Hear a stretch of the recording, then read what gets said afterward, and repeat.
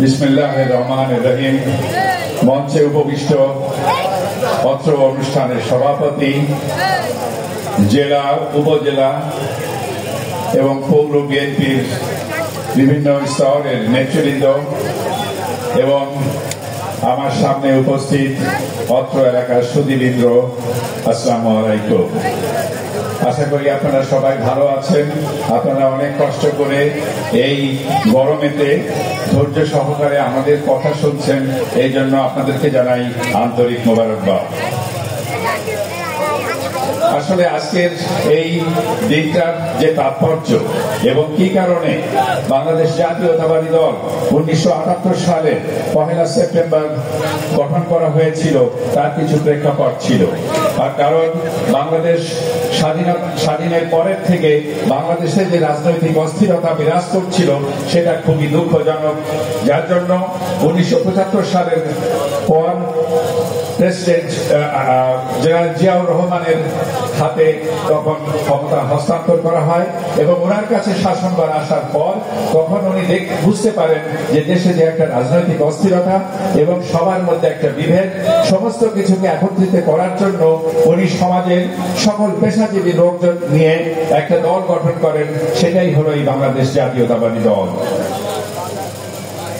বাংলাদেশ জাতীয়তাবাদী দল গঠনের পর উনি দেশ যখন প্রেসিডেন্ট হিসেবে শপথ গ্রহণ করেন, তারপরে উনি অনেক কিছু আভ্যন্তরীণ, আঞ্চলিক এবং আন্তর্জাতিক কিছু চ্যালেঞ্জ উনি ফেস করেন, যেটা যেমন 1977 সালে একতরফা ভাবে ভারত ফারাক্কার পানি দিয়ে যাচ্ছিল, তখন উনি ওই বছরই জাতিসংঘে ভাষণ দিয়ে এবং বিশ্ব জনমতকে সৃষ্টি করে উনি ভারতকে বাধ্য করেছিলেন ফারাক্কা চুক্তি করতে এবং ভালো একটা যে পানির যে ন্যায্য হিস্সা সেটাকে বেশ উনি জীবিত থাকা অবস্থা পাওয়া গেছে, কিন্তু এরপরে আর কোন সরকার কখনো সেটা নিতে পারে নাই।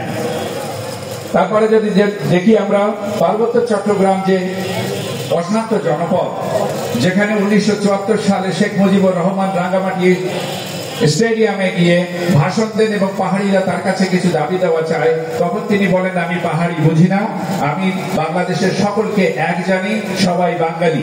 এইটার উপর ভিত্তি করে তারা হেডমাস্টার্স রেগুলেশন এবং তাদের যে আর্ম ক্যাডার শান্তি বাহিনী সৃষ্টি করে এবং তারা ভারতে গিয়ে সেখানে ভারত তাদেরকে অস্ত্র দেয়, তাদেরকে প্রশিক্ষণ দেয়, তাদেরকে ওখানে ক্যাম্পে করে এবং তাদের পরিকল্পনা অনুযায়ী আমাদের বাংলাদেশের পার্বত্য চট্টগ্রামে তখন ওরা আমাদের বিভিন্ন সিকিউরিটি ফোর্সের উপরে আক্রমণ চালায়।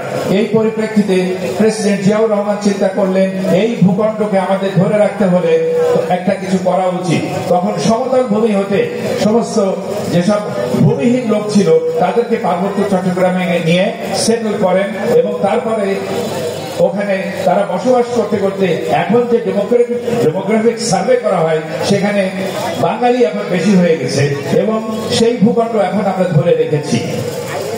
তারপরে যদি আমরা আসি 1978 সালে বার্মা যখন রোহিঙ্গাদের আমাদের দেশে পুশ করেছিল, তখন তিনি জাতিসংঘে গিয়ে সেখানেও তিনি বিশ্ব জনমত গঠন করেন এবং বলেন যে আমরা প্রত্যেকটা রোহিঙ্গাকে একটা করে অস্ত্র দিব যদি তোমরা তাদেরকে ফিরিয়ে না নাও।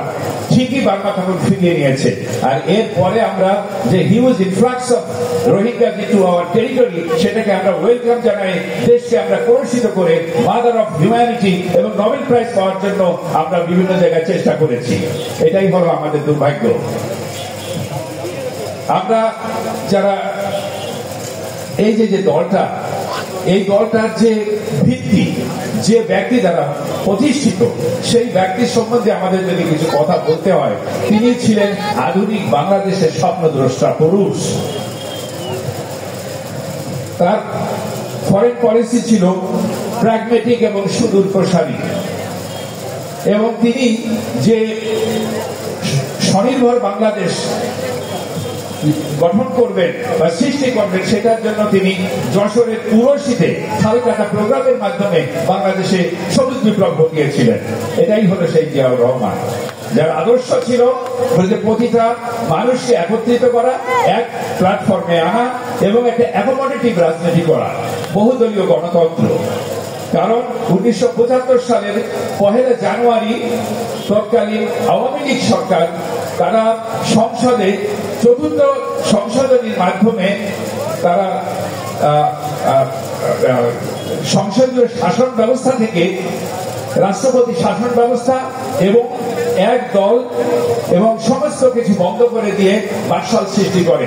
সেইটাকে উনি রহিত করে পরবর্তীতে উনি চেয়েছিলেন এদেশের সবাই একসাথে কাজ করুক এবং এই দেশটা একটু উন্নতির পথে যাক এবং আমরা যেন কারোর কাছে হাত না পাততে হয় এবং সবাই যেন আমরা স্বাবলম্বী হই, এটাই ছিল জিয়ার আদর্শ। আমরা সেই জিয়ার যদি সৈনিক হই তাহলে আজকে কেন আমাদের মধ্যে এত মারামারি, হানাহানি, হাঙ্গামা, মামলা, গাড়ি পুরানো এবং একে অপরকে নিয়ে কটূক্তি করা, এগুলোর কোনো প্রয়োজন নাই। আমরা যদি সত্যিকারের জিয়াউর রহমানের আদর্শকে ধারণ করি, আমরা যদি জিয়াউর রহমানকে আমাদের দলের প্রতিষ্ঠাতা হিসেবে স্মরণ করি, তাহলে আমাদেরকে অবশ্যই আদর্শ হতে হবে। আমরা সবাইকে নিয়ে একসাথে আমরা কাজ করব, এক প্ল্যাটফর্মে থাকবো। বাংলাদেশ জাতীয়তাবাদী দলের এক প্ল্যাটফর্মে, এক আমব্রেলার নিচে, এক তাবুর নিচে আমরা কাজ করব, যাতে আমরা আমাদের তারুণ্যের প্রতীক জিয়াউর রহমান, জনাব তারেক রহমানের আমরা যে ইচ্ছা আছে 31 দফা, এটা যেন আমরা বাস্তবায়ন করতে পারি, এটাই আমরা করব। আমি পরিশেষে আপনাদের আসলে এত গরমের দিনে এত কথা বলা ঠিক না, আমিও ক্লান্ত, আপনারা তো অবশ্যই ক্লান্ত, আমি তো মোটামুটি একটু ভালো জায়গায় ফ্যানের নিচে আছি। তা আমি আপনাদেরকে একটা কথা বলবো যে বাংলাদেশে যতই সংস্কার সংস্কার সংস্কার বলে যে তুমুল একটা রব উঠেছে এবং সরকার পর্যায়ে যেটা করছে, সেই সংস্কার যেভাবেই যেটা করুক না কেন সেটা এই জনগণের কাছে আসবে, এই জনগণই ভোগ করবে। ভালো হলে আমরা ভোগ করব, খারাপ হলেও আমরা ভোগ করব। তার আগে আমরা যদি নিজেরা নিজেদেরকে পরিবর্তন না করি, আমরা যদি একজন আরেকজনকে সহ্য করতে না পারি এবং আমরা একে অপরের মধ্যে যদি ভ্রাতৃত্ববোধ সৃষ্টি করতে না পারি, তাহলে আমরা কিভাবে দলকে আমরা সুসংগঠিত করব? কি করে আমরা জনগণের কাছে যে আমরা তাদের কাছে ভোট চাইব? কি করে জনগণ মনে করবে যে এই দলের উপর আস্থা রাখা যায়, এরা সৎ চরিত্রবান, এদের প্রত্যেকটা নেতা কর্মী আদর্শ চরিত্রে?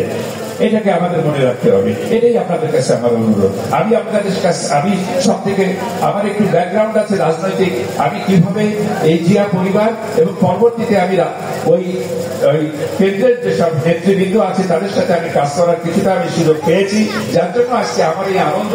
এবং আমি আপনাদের এখানে দাঁড়িয়ে যদি কথা বলার জন্য আমাকে যে সুযোগ দিয়েছেন, এজন্য আমি সবাইকে ধন্যবাদ জানাই। আমি ধন্যবাদ জানাই এখানে যারা আয়োজক আছেন এবং সবাইকে আমি সবাই সুস্বাস্থ্য কামনা করি, আপনাদের জন্য দোয়া করি, আমাদের জন্য দোয়া করেন। আপনারা ভালো থাকেন। আসসালামু আলাইকুম, পরে দেখা হবে।